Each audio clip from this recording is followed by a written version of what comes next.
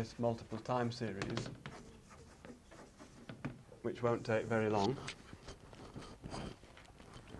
The vector ARMA model is what I need.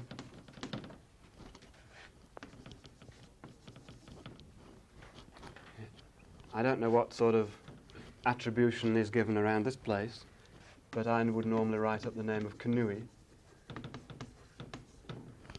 when writing these sorts of systems down. This is simply a vector generalization of the ARMA model which we looked at last time.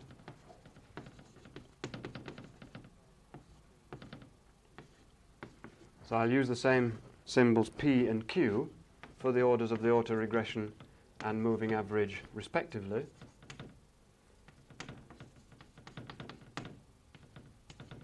And epsilon t is now a vector, but still a white noise process.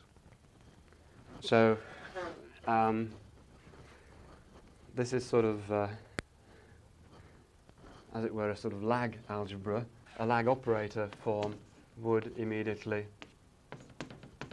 be available by writing this thing down. Again, we would normalize on the autoregression by setting the diagonal of B0 equal to 1, for example. Typically, in applications of these models outside of economics, B0 is taken to be a unit matrix. That is, the models are what economists would refer to as reduced form, or that is, models with no instantaneous feedback. There is a slight indeterminacy in this general representation as written initially as far as the moving average side is concerned, and so we would also need to normalize the moving average side, and here there are various possibilities. Let me, if I call the contemporaneous covariance matrix of the epsilons capital omega, then the question of the number of parameters which arises can be very easily answered by simply counting up. If we consider the moving average covariance function, how many that is, how many non-zero covariances are there in the general representation for this qth order vector moving average, then the answer is q, the order, times g squared. That is, there is a cross covariance between the I, j elements of the epsilon vector at every lag q, and there is a contemporaneous covariance, which is simply the number of elements, the number of distinct elements of the omega matrix in general. Okay, so the covariance function in effect contains that many coefficients or covariances, whereas the number of parameters in this general representation is rather greater than that number. And so we would have to do something about that, or in other words, impose some sort of normalization.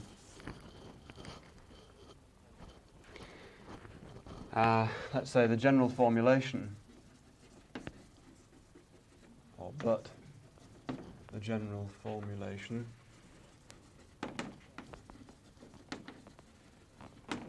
contains q plus 1 times g squared. That is, we have matrices A0, A1 through AQ, all with g squared coefficients, and again the half g plus 1 elements of the omega matrix. Well, now how can we get rid of that? in estimation purposes, certainly in estimation programs that I use, it's convenient to remove the indeterminacy by specifying that the leading coefficient matrix is the unit matrix. So that's one normalization that can be used. So let me note that. A convenient normalization in estimation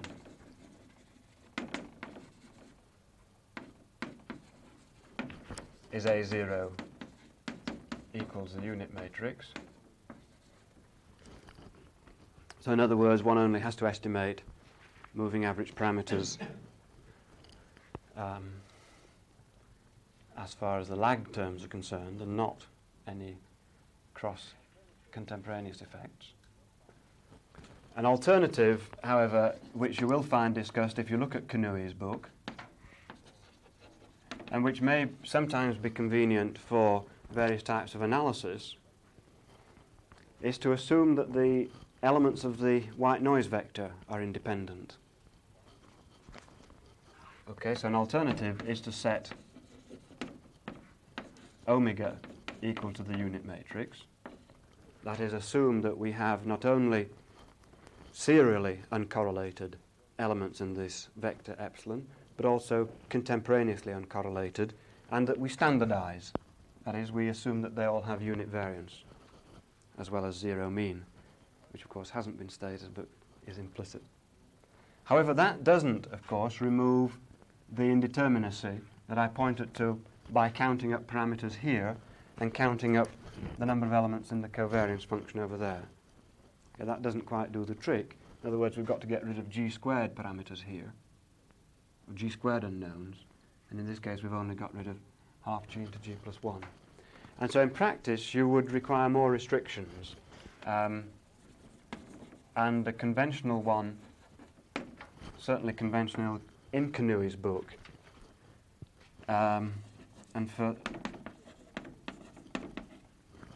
is to restrict A0, e.g. to be triangular.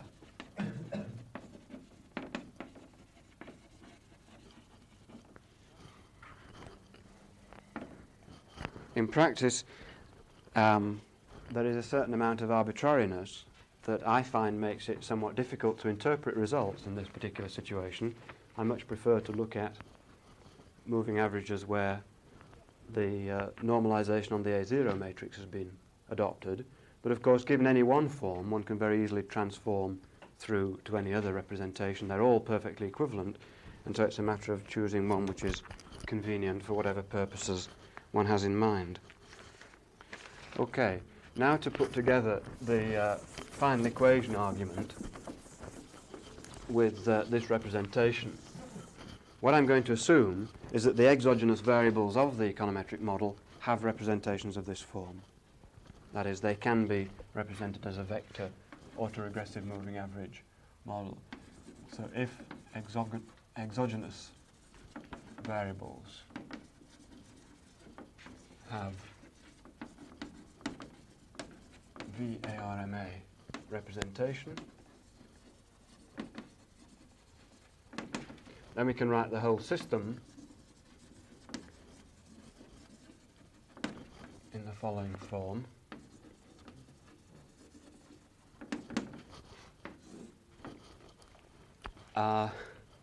Let me use vector generalizations of my standard univariate notation for the model generating the x's.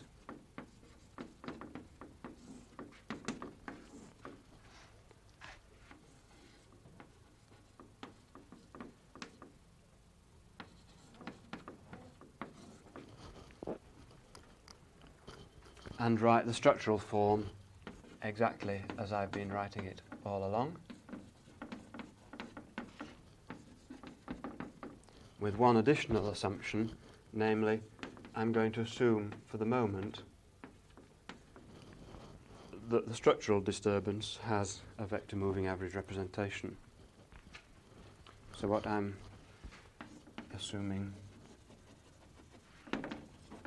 to give it its name, the structural disturbance ut has an MA representation.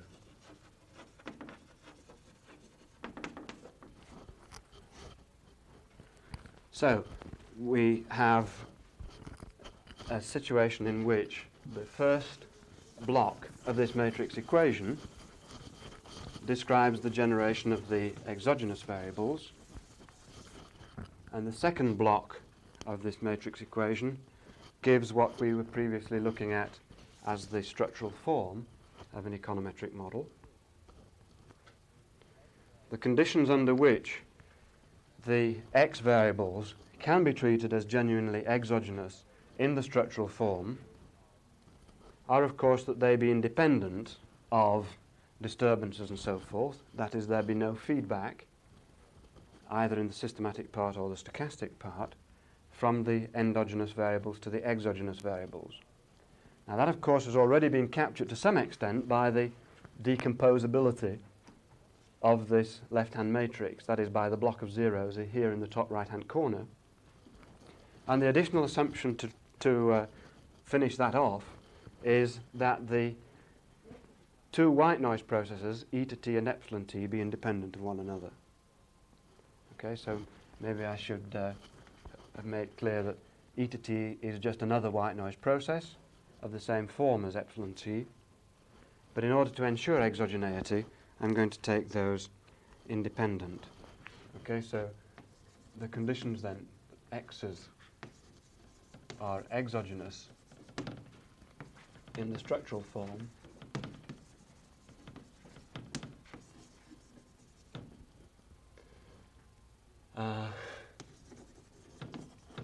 due to the block of zeros, to use a slight shorthand, and the assumed independence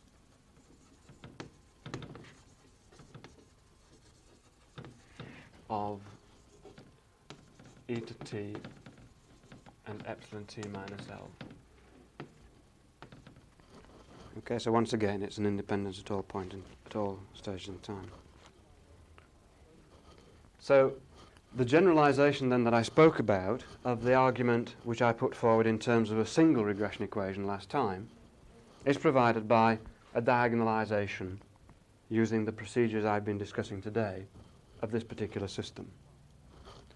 Okay, so that is in effect what's required. I'm not going to spell out the algebra, but simply indicate where it gets to. But the argument I'm generalizing, let's say generalization of single equation argument of section 1.2 is given by the same sort of diagonalization that we've been going through to get final equations.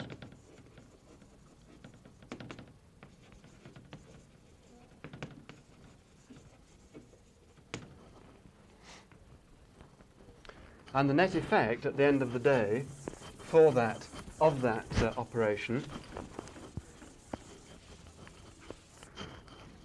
in exactly the same fashion as the analysis of the decomposable system that I've gone through a moment ago, is that we shall get a set of seemingly unrelated models, each of which is an autoregressive moving average model for the elements of this vector, which are simply concerned with that variable itself. That is, we have a set of univariate relationships, a relationship for each element of the y vector which contains no other variable, but which, of course, in general terms will be cross-correlated with one another.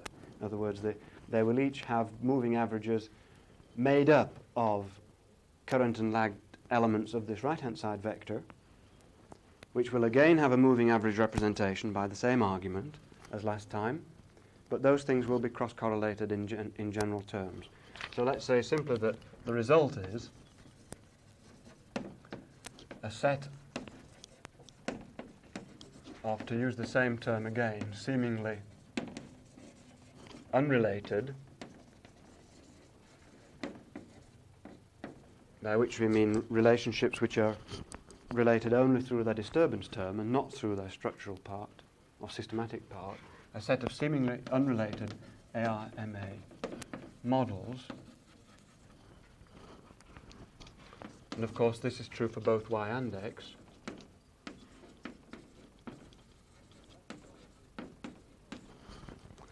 Special property again holds that the AR operator is in general the same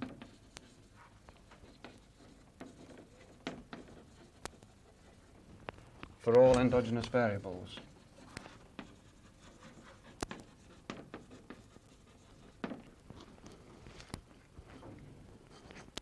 And so this particular feature that I pointed to in terms of the final equations in the Tinberg and Goldberger sense a little while ago goes through in exactly the same way here.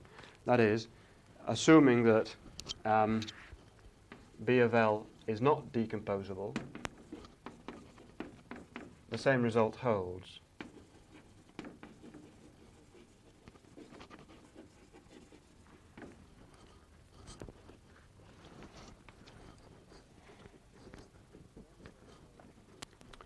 Of course, the same result holds, again comparing with my decomposable example, for all elements of the exogenous variable vector. These also will have identical autoregressive operators, again assuming capital phi is not decomposable. But of course the autoregressive operator in the models for the x's will be simpler than the autoregressive operator in the models for the y's. Okay. The net effect of all this is then to make the following final point, which I shall explore in a little more detail next time. It is often said to be the case that one way to check out the performance of an estimated structural form of this kind is to compare its forecasts or its explanations of the endogenous variables with alternative explanations of the endogenous variables given by so-called naive models. And conventionally, especially in some of the references I've given on the list, the model that one would use to compare a given structural representation with is a simple univariate autoregressive moving average model for the endogenous variable. What this analysis shows is that there is no way in which those two representations can be considered as totally distinct and separate from one another. That is, the so-called naive model that one would use for providing a univariate forecast for a given element of an endogenous variable vector is implicitly, if one has a linear system in particular, is implicitly an alternative representation of the structural form. And so one would expect that a correctly specified model, that is, if the representation which one had for gamma and B and the specification of exogenous, endogenous variables and so on was exactly correct, then there is no way in which the univariate model can beat the forecasts given by the structural representation. But isn't the point that if you misspecify the thing that you might get much better forecast? I mean, and very often in economics, we don't have very much knowledge about dynamics. That's right. Okay. Let me make the main point I'll stick to for the moment and discuss where it goes wrong next time. I think this is sufficiently striking to say it again and finish on that point, which is that the univariate models are a consequence of the structural form. You are still saying that statement if the x's are not generated by ARMA process? Yeah. If the x's are not generated by ARMA processors, then one would expect to observe the simplest example to take is that there is some sort of systematic element, some non-stochastic or deterministic element in the exogenous variable vector of the econometric model, standard examples being seasonal dummy variables. If one had, for example, seasonal dummy variables amongst the elements of the exogenous variable vector in the econometric model, the arguments here would imply that one ought to be looking at a final equation type of representation which retained those systematic variables. or equivalently, one ought to be looking at an autoregressive moving average model with, say, seasonal means. So in other words, to the extent that the exogenous variable vector contains variables which do not have this representation, which are systematic in some particular way, one ought to set those on one side and carry them through the analysis, including, I would argue, carrying them through into the univariate models. And of course, some of the differencing operations that I indicated last time are explicitly designed to handle that sort of effect. Because of superposition for linear systems, of course, you could carry them. Right. And add them on. Right, yeah. There would be no difficulty in doing that. That can be today's exercise. Okay, that's all.